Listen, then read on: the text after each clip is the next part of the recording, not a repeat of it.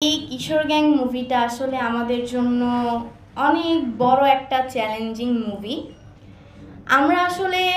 আমরা যে সকল নতুন নিউ আর্টিস্ট আসি, আমরা আসলে চেষ্টা করেছি আমাদের সবটুকু ভালো এই মুভিতে দেওয়ার জন্য। জানি না কতটুকু আমরা দিতে পেরেছি, তবে আপনাদের সবার ভালোবাসা ও দোয়া যদি আমাদের সাথে থাকে তাহলে ইনশাল্লাহ আমরা আরও যে সকল নেক্সট মুভি করব সেগুলোতে আপনাদের সাপোর্টে, আপনাদের ভালোবাসায় আরও ভালো কিছু করতে পারবো। আর আমাদের ডিরেক্টর মান্নান স্যার, সে যদি আমাদেরকে হেল্প না করতো, আমাদেরকে এত বড় একটা সুযোগ না দিত, রূপ রং চলচ্চিত্র যদি এত বড় একটা সুযোগ আমাদের না দিত, আমরা আসলে কখনোই এত সুন্দর একটা মুভি কিশোর গ্যাং, যেই কিশোর গ্যাং আসলে এত কিছু করে যাচ্ছে সমাজের মধ্যে, সমাজের চারিদিকে শুধু একটাই নাম, সেটা হচ্ছে কিশোর গ্যাং।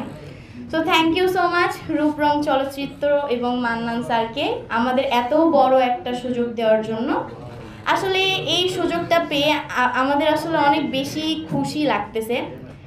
আর কিশোরের অপরাধ আসলে আমরা দমন করার জন্যই এই সিনেমাটা আমরা বানিয়েছি।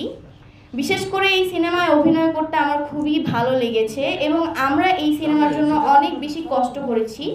এক কথায় বলতে গেলে আমরা প্রায় দীর্ঘদিন রিহার্সেল করার পর আমরা ফিল্ডে গিয়ে শুটিং করেছি।